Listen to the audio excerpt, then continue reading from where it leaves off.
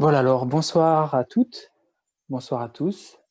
Bienvenue à cette troisième session Prendre soin de la planète. Voilà une session qui gagne en intensité, hein. Le thème de cette soirée, c'est interdépendance et non-violence. 3 sessions qui sont de manière incrémentielle plus dirigées vers l'action. La première, c'était la joie, l'importance de la joie. Quand on est pris par toutes ces nouvelles qui nous accablent parfois, on a l'impression soit qu'il n'y a rien à faire par rapport au climat, soit que on est pris de colère, d'aigreur, qui conduit à des actions soit inappropriées, soit injustifiées. Donc rétablir cette joie en restituant une source d'information positive, pas seulement dans les médias, mais à l'intérieur de nous, savoir réaffirmer les choses qui ont un caractère positif en nous. La deuxième session, c'était l'esprit à la naissance de nos actions. Alors, ça peut sembler un peu étonnant pour le climat de parler de l'esprit à la naissance de nos actions, mais on a vu que malgré les apparences, il y a un lien très fort entre nos facteurs mentaux, nos émotions et les actions qui déclinent de ces impulsions intérieures.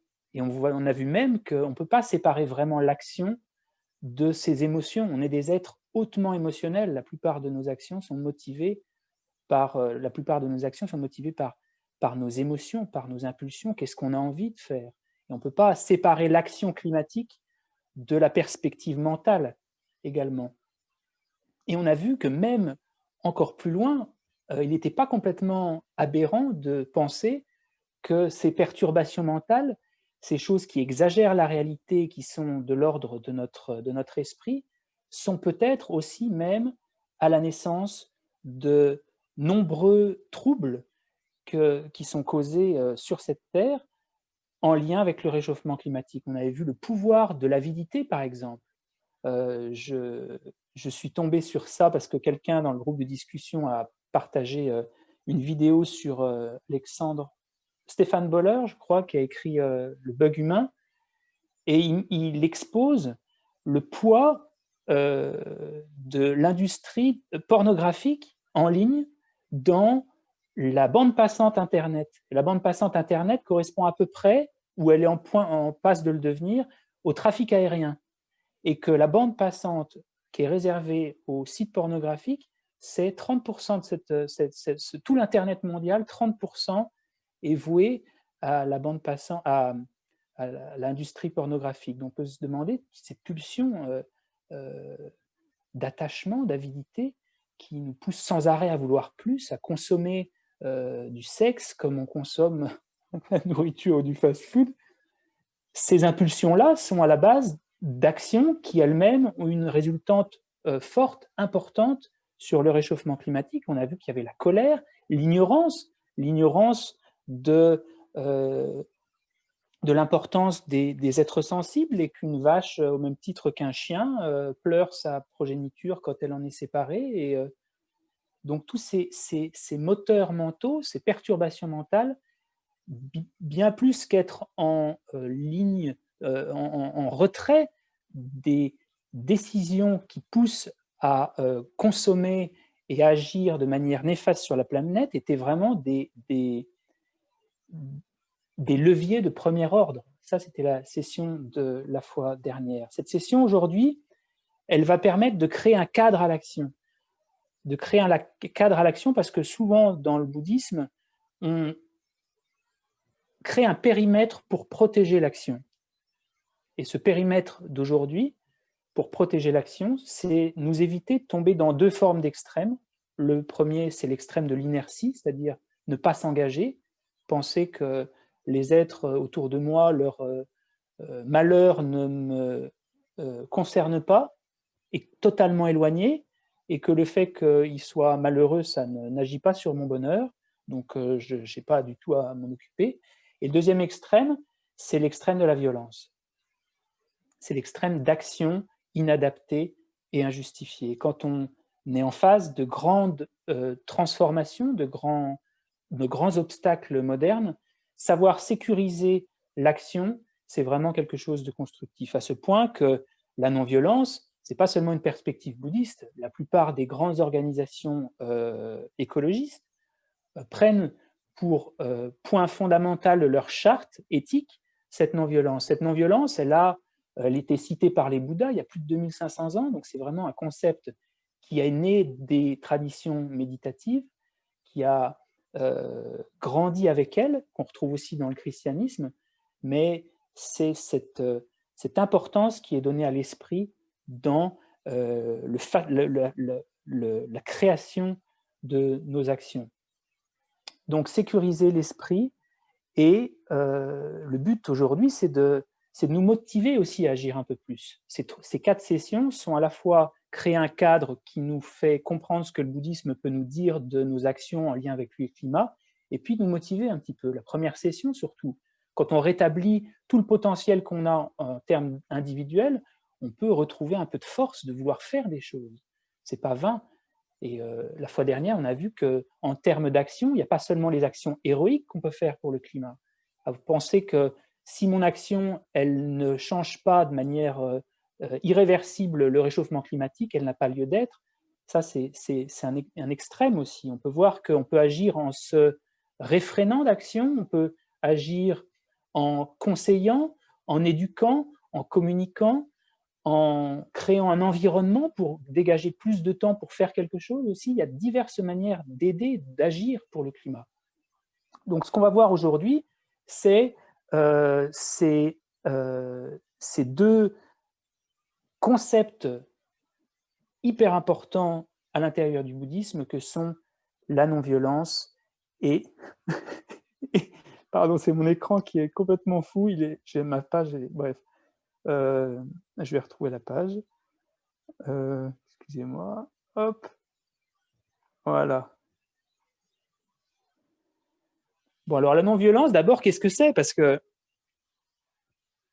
j'ai cherché un peu sur le net et je ne sais pas si c'est voulu, mais malheureusement, sur de nombreux sites écologiques, on ne trouve pas une définition de la non-violence. On voit, c'est dans la charte de leur direction morale, éthique, mais il n'y a pas vraiment de qu'est-ce que c'est la non-violence, parce que si on ne la définit pas, si on ne définit pas le champ de cette non-violence, on peut un peu tout mettre dans la non-violence. Et je vais rebondir là-dessus, je vais faire usage de raison pour essayer de voir un petit peu ce que c'est cette non-violence. Où est la limite de la non-violence? Si tout à coup, je délimite la non-violence comme étant le fait d'avoir une action qui n'a pas de résultat physique qui heurte ou qui blesse immédiatement les êtres autour de moi. Par exemple, j'estime que la non-violence, ça peut être d'aller à une frontière, par exemple, et puis simplement empêcher physiquement que des réfugiés, on peut penser à des réfugiés climatiques, rentrent, voilà, mais je ne vais pas ni leur crier dessus, ni les battre, je vais simplement faire usage de mon corps pour les empêcher de rentrer. Donc ça, on peut se dire, si telle était la non-violence, on peut se questionner sur est-ce que c'est vraiment non-violent comme action? Si l'action non-violente, elle est de bloquer une route, par exemple, en n'ayant aucune communication avec les usagers qui se rendent au travail, qui vont faire leurs courses, et en disant « je suis non-violent parce que je ne vais pas leur casser leur voiture », est-ce que, dans tous les cas, c'est vraiment une action non-violente? On peut se poser la question aussi.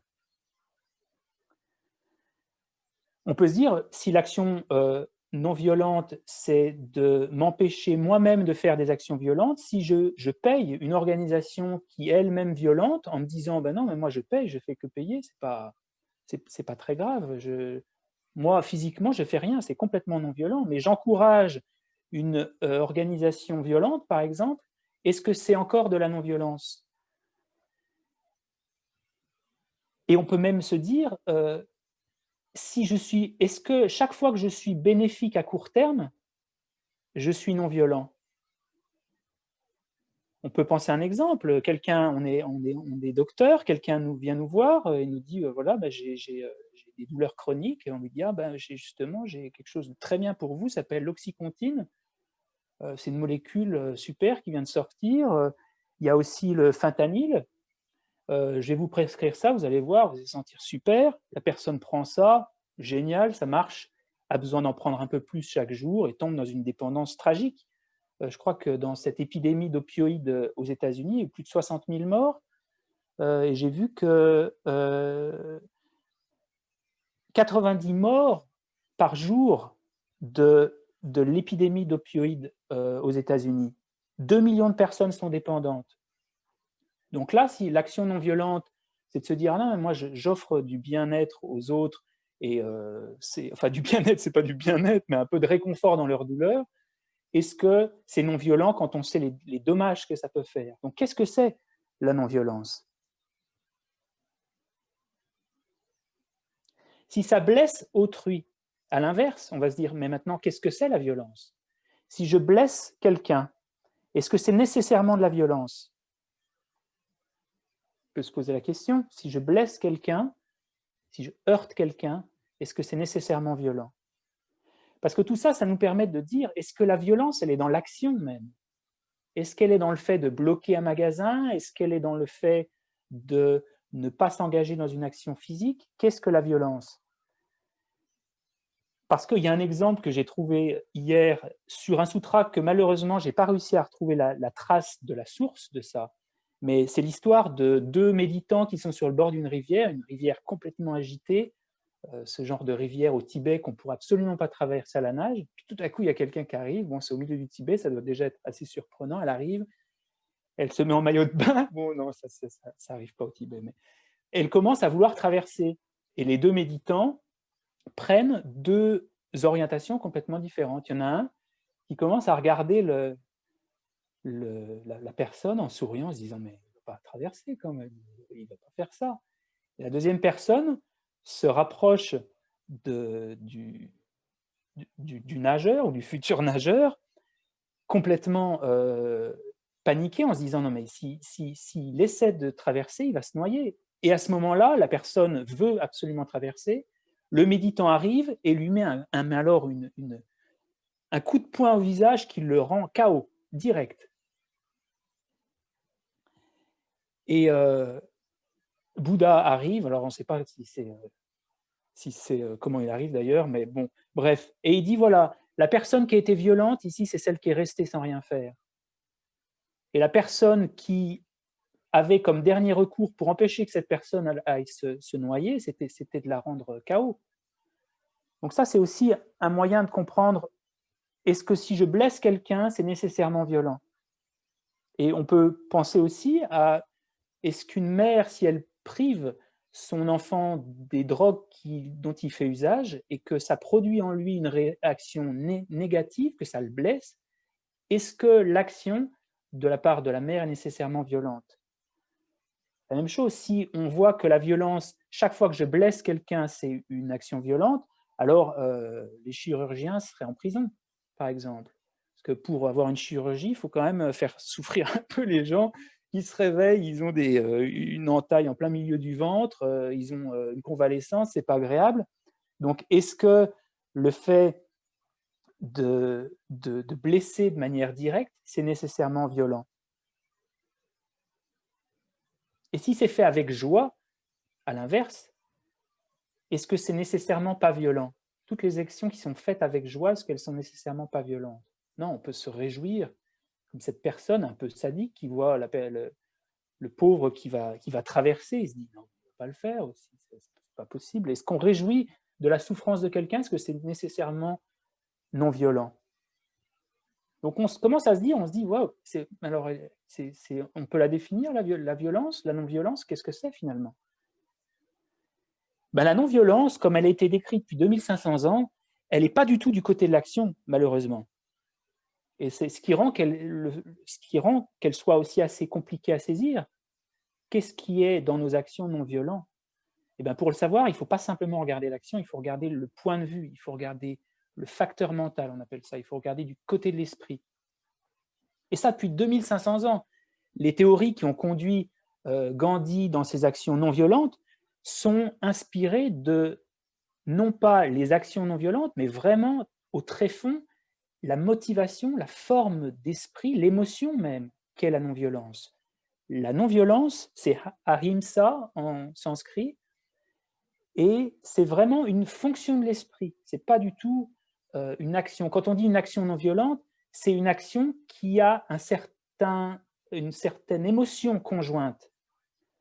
Et je vais vous donner la définition classique, parce que c'est toujours bien de savoir vraiment de quoi on parle quand on parle de non-violence. Si on veut protéger notre action en tant qu'activiste climatique et qu'on prône la non-violence, c'est bon de savoir quand même qu'est-ce que ces gens qui ont passé leur vie à comprendre l'esprit et les implications qu'il avait sur l'action, en ont dit de cette non-violence. Et c'est un esprit, la définition, qui souhaite diminuer la souffrance d'autrui. Donc c'est vraiment un esprit qui est empreint de compassion, la non-violence. Vraiment, vraiment empreint de compassion. Et elle est conjointe au rejet de l'hostilité.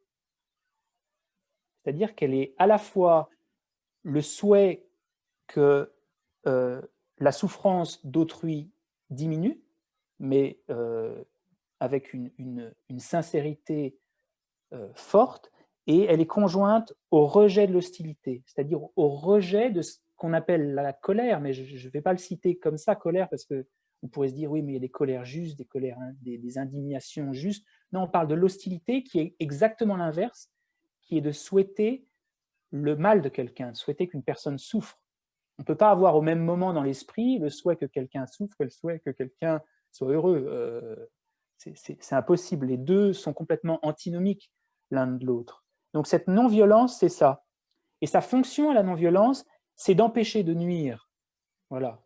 Donc la définition, c'est un esprit qui souhaite diminuer la souffrance d'autrui, elle est conjointe au rejet de l'hostilité, et sa fonction est d'empêcher de nuire. Donc déjà, cette définition nous aide à comprendre un peu plus en profondeur ce qu'elle est, et surtout, par le fait qu'elle soit du côté de l'esprit, elle change un petit peu la perspective qu'on a sur la non-violence. La non-violence, ce n'est pas la passivité. Ça, il faut bien comprendre. Ça n'a rien à voir avec la passivité. Ce n'est pas une absence d'action. C'est une absence d'action qui est motivée par l'hostilité. C'est une absence d'action, c'est se retenir d'actions qui ont des conséquences néfastes pour les êtres autour de nous parce qu'elles ont été faites avec une motivation hostile, une motivation de faire souffrir. Donc, juste un petit détail, il y a une grande différence entre l'indignation et l'hostilité.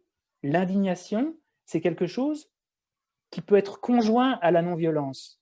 On peut avoir cette volonté d'aider les êtres autour de nous et d'améliorer le sort de l'humanité, par exemple, ou des grandes problématiques modernes, en lien avec le climat, par exemple. On peut avoir cette motivation-là et une forme d'indignation. Mais on n'a pas besoin d'avoir une volonté de nuire, parce que la volonté de nuire, comme on va le voir dans la méditation tout à l'heure, d'ailleurs à ce titre, on va remplacer les groupes de discussion par une méditation plus longue, parce que je pense que c'est bien de garder ça aussi, faire un test, voir si ça fonctionne avec un peu plus de méditation. Donc, cette indignation, elle peut être conjointe à la non-violence. On peut avoir la volonté que les êtres soient libérés de leur souffrance, mais une indignation, c'est-à-dire une forme d'énergie forte qui nous conduit à l'action, qui nous indigne, qui nous fait agir avec force. Mais on n'a pas besoin d'avoir ce qu'on appelle la colère, ou plutôt ce qu'on appelle, nous, hostilité. On n'a pas besoin, pour agir, de vouloir nuire aux autres. On peut complètement avoir cette force immense de passer à l'action et en même temps la volonté d'aider. Pourquoi pas? Donc ça, c'était pour faire bien la différence entre l'hostilité et l'indignation. La non-violence est vraiment une absence d'hostilité. Et ce n'est pas une forme de passivité, encore une fois, la non-violence. Ce n'est pas une forme de passivité. Alors,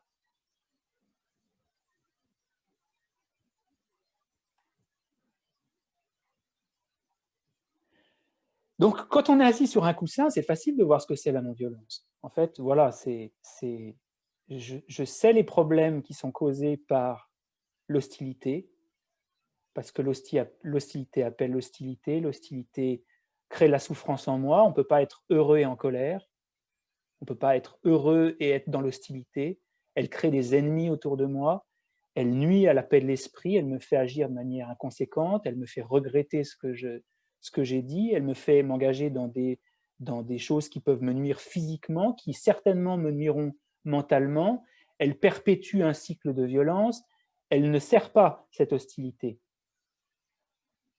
Donc on essaie, à travers la non-violence, de se retenir de ça et se dire « je peux agir sans cette violence-là ». Et donc c'est assez facile sur le coussin de se dire ça. Mais c'est beaucoup plus difficile maintenant de passer à l'action motivé par cette non-violence. Pourquoi? Parce que si on a la volonté de ne pas blesser quelqu'un, d'agir et de ne pas blesser quelqu'un, comment on sait si on blesse quelqu'un ou pas? Comment connaître les variables? Comment savoir si la personne à qui on bloque la route, on ne va pas la blesser, on ne va pas nuire à son bien-être ou même son équilibre émotionnel, ou même est-ce que cette personne a besoin urgent d'aller travailler? Est-ce que si elle ne va pas au travail, elle va perdre son travail? Comment on peut vraiment savoir ce qui est bénéfique aux autres quand on passe à l'action motivée par la non-violence? Et c'est là que ça devient difficile. C'est que c'est très facile de dire la non-violence, c'est toutes les actions qui ne nuisent pas en termes de violence physique, parce que c'est beaucoup plus simple que de dire la non-violence, c'est dans l'esprit, parce qu'à chaque fois, il faut interroger son esprit et se dire, non seulement est-ce que je veux du mal, mais en plus, est-ce que mon action, elle est bénéfique? Et pour ça, il faut connaître les variables, il faut connaître la personne que j'ai en face de moi, il faut rester en contact avec cette personne. Quand on bloque même un supermarché et qu'on refuse le contact avec les personnes qui rentrent, est-ce que ça, c'est pas une forme de non-violence? Parce que justement, on ne rentre pas en contact avec leur réalité, avec ce qu'elles sont. Donc la non-violence, ce n'est pas quelque chose de facile. Quand elle conduit à l'action, être sûr que nos actions sont non-violentes, ce n'est pas quelque chose de facile. Donc certainement que ce qu'on voit ce soir et la proposition qui a été faite par le bouddhisme, le jaïnisme, l'hindouisme depuis plus de 2500 ans, ce n'est pas une voie facile. Ce n'est pas une voie facile parce qu'elle nécessite de connaître les variables et de bien savoir analyser nos motivations. Comment on sait quand on est indigné ou qu'on a une forme d'hostilité, on veut faire du mal? Il faut déjà être à l'écoute de ses émotions, à l'écoute de soi-même, avoir déjà un petit peu observé son esprit. Et c'est pour ça que on commence souvent par nous-mêmes dans la transformation spirituelle, on commence par nous-mêmes parce qu'il est difficile de penser qu'on puisse commencer à vouloir agir pour les autres quand on est ignorant de nos propres motivations intérieures. Donc la non-violence, on pourrait dire, si moi je veux ne pas nuire, mais que je veux quand même m'engager dans l'action, il manque quelque chose à l'équation. Et cette équation, c'est la compréhension des variables. Et cette compréhension des variables, c'est aussi un antidote à la violence. Parce que quand on comprend les variables qui ont motivé une personne à agir, la violence n'a plus de lieu d'être. Et ça, c'est la deuxième partie.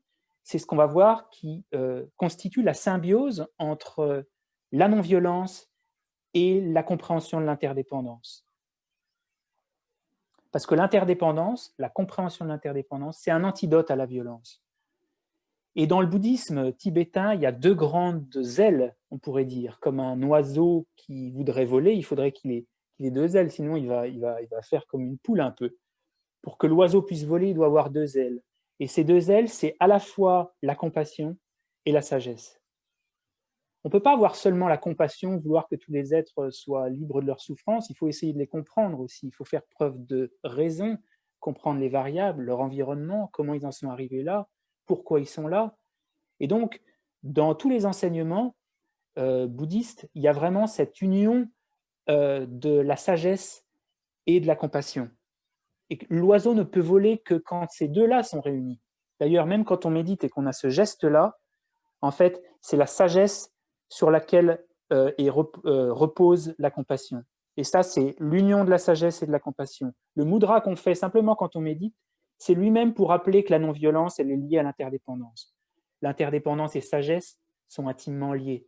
Parce qu'en fait, la sagesse, elle comprend l'interdépendance. Et la non-violence, elle-même, elle est liée à la compassion parce que c'est un esprit de compassion, c'est un esprit qui veut du bien. Donc c'est pour ça que ces deux thèmes sont ensemble dans cette soirée sur le climat, parce que c'est vraiment deux antidotes. Et les deux s'appuient l'un l'autre. La non-violence, elle naît de la compréhension de l'interdépendance, et l'interdépendance, elle est renforcée par notre compassion. Donc, qu'est-ce que c'est que l'interdépendance et en quoi ça peut nous aider à sécuriser notre action si on veut en faire un peu plus que simplement être assis sur nos coussins, avoir de bonnes intentions pour le climat? Comment on fait pour sécuriser notre action, pour être sûr que notre action n'est pas violente? Comment on fait? Bon, déjà, c'est sûr, il faut être conscient de ses motivations, analyser ses propres motivations, savoir si l'action, elle va nuire aux personnes, donc comprendre les personnes. Il y a trois niveaux d'interdépendance. Trois niveaux d'interdépendance qui sont tous des antidotes à la violence. Et moi je trouve c'est magnifique, c'est incroyable. Le premier niveau, le plus grossier d'interdépendance, on appelle ça l'interdépendance de cause et d'effet. C'est que les choses, elles ne sont pas figées par elles-mêmes, elles existent toutes en dépendance les unes d'avec les autres. Il n'y a rien qui soit un système figé dans l'univers. Les personnes, les obstacles qu'on vit, les grandes transformations, tout ça, c'est le résultat de cause et d'effet, de transformation. Et pourquoi est-ce que c'est un antidote à la violence? Parce que malheureusement, quand on est pris d'hostilité et qu'on a soif de violence, toutes ces causes, on pourrait dire qu'elles disparaissent. Il y a une forme de réduction de toute cette complexité des causes et des conditions qui sont responsables d'un comportement chez une personne, parce qu'on a simplement l'image que cette personne, elle est horrible, hostile, et que par conséquent, on doit la supprimer. Donc quand on a de la colère, on a une exagération du réel qui nous fait isoler cette personne de toutes ses causes et conditions.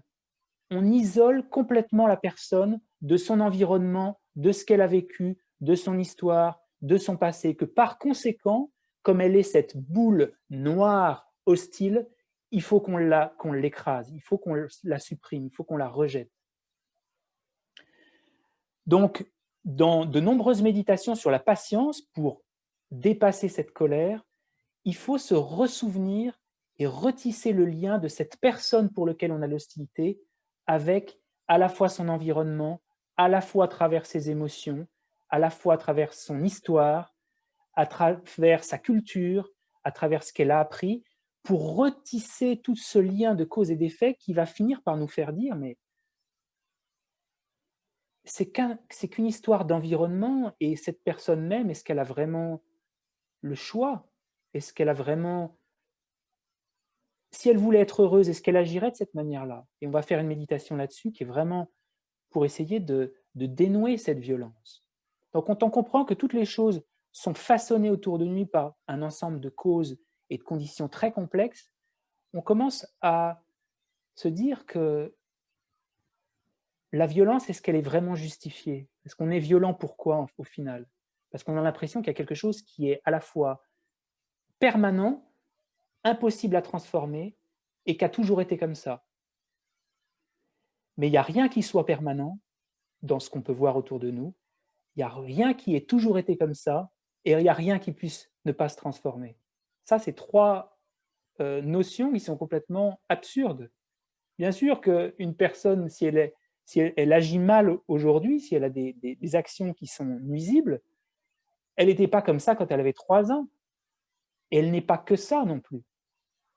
Donc, la violence, elle écrase cette compréhension de l'interdépendance parce qu'elle réduit toutes les causes. C'est comme si on avait une boule qui était façonnée par, ou un neurone par exemple. Un neurone. avec toutes les connexions qui y arrivent. Et tout à coup, on isole ça comme si on a l'impression qu'il était causé par lui-même, qu'il n'interagissait pas du tout avec le reste. On isole cet élément-là de tout l'immense réseau de causes et conditions. Et ça, c'est une vraie simplification. Les gens qui sont dans la haine, dans la colère, sont des gens qui pensent qu'il n'y a qu'une seule cause à leur malheur. Or, non, les choses sont extrêmement complexes. Donc, le premier niveau d'interdépendance, c'est reconnaître les causes et les effets. Le deuxième, c'est reconnaître qu'une personne et que tous les organismes autour de nous sont faits de parties. Alors vous allez me dire, ouais, en quoi ça a à voir avec la violence, ça? En quoi ça peut nous aider à comprendre la dissipation de la violence à travers la non-violence? Eh bien, parfois, on a l'impression que les abstractions pour lesquelles on a de l'hostilité, elles ne sont pas faites de parties, elles sont une sorte de choses abstraites, néfastes, malfaisantes. Alors, j'en ai cité quelques-unes. On peut citer le marché, l'État, la société, les communistes, la Chine, le gouvernement chinois, par exemple, parce que ça, c'est souvent dans l'esprit des gens, on a l'impression que c'est une entité elle-même complètement verrouillée. On oublie que c'est fait de parties, on oublie que c'est fait de personnes, et que ces personnes sont faites d'émotions, et que ces personnes ont une histoire, et qu'on isole, on a une réification dans l'esprit. Réification, c'est-à-dire que d'un concept, on en fait une entité à part entière. L'administration, les pollueurs, les individualistes, le capitalisme, les actionnaires, les lobbies, les Illuminati, le G7, le G20, les médias, tout ça, c'est des concepts dont on a l'impression qu'ils représentent une forme de force néfaste. Et bien, la compréhension de l'interdépendance, qui est un peu plus subtile que la première, c'est pas qu'on comprend que ces choses-là sont issues de causes et de conditions, on comprend qu'elles sont faites de parties. Que dans une société, il y a des individus, que le capitalisme, il est là parce qu'il y a des échanges. Ces échanges, ils sont faits par des personnes. Les actionnaires, c'est la même chose. Derrière les actionnaires, il y a des personnes qui ont une famille. De comprendre que ces choses-là, elles sont toutes composées de parties. Et quand on le comprend profondément, il ne s'agit pas simplement d'y porter l'esprit quelques secondes quand on l'évoque, mais quand on arrive à méditer dessus vraiment profondément, avec un peu de calme mental, on se dit, mais voilà, en fait, la peur que j'avais et la violence, c'est d'avoir l'impression que cette chose-là, elle était aussi elle-même permanente, inchangeable, nuisible par nature. Et cette compréhension de l'interdépendance, que les choses sont faites de parties, me fait dissoudre cette impression-là. Et quand cette impression-là est dissoute, il n'y a plus de lieu d'avoir la colère. La colère devient injustifiée et inadaptée. Et enfin, pour terminer, la dernière strate d'interdépendance, c'est la plus profonde. On pourrait y passer beaucoup de temps. C'est le fait que toutes ces choses qu'on voit, qu'on perçoit dans la vie de tous les jours, elles n'existent pas nécessairement, elles existent nécessairement pas de leur propre côté. Je vais prendre un exemple très simple. On a une étendue vaste. Les plaines des Amériques, avant que des gens viennent s'approprier ces terres, vraiment au départ, il y a 5000 ans par exemple. Et il y a une rivière en plein milieu. Et des gens arrivent, commencent à s'approprier une partie de la terre en disant, voilà, maintenant, cette partie-là, on va l'appeler A. Et des gens vont de l'autre côté et se disent, voilà, cette partie-là, on va se dire que c'est B. Et avant ça, la terre elle-même, elle est complètement indifférenciée. Mais à partir du moment où on la nomme, cette terre, et qu'on finit par oublier qu'en fait, au départ, on l'avait nommée, on finit par avoir l'impression qu'un pays, c'est une entité à part entière. Or non, le pays est le résultat de l'effort conceptuel pour le nommer. Et ça, c'est une forme d'interdépendance. Que le pays, c'est le résultat d'une conceptualisation, et qu'on peut même aller beaucoup plus loin que ça. Est-ce que l'univers existe en dehors d'une conscience qui le connaît?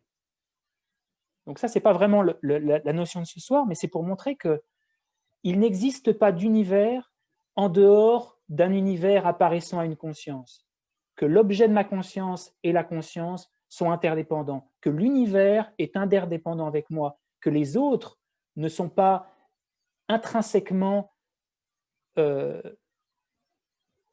différents de moi. Et d'ailleurs, il n'existe d'autres que parce qu'il y a moi. S'il y avait que moi dans l'univers, il n'y aurait pas besoin d'avoir d'autres. Il y a des autres aussi en dépendance avec moi, que toutes ces choses s'interconnectent les unes avec les autres. Les concepts s'interconnectent avec les choses et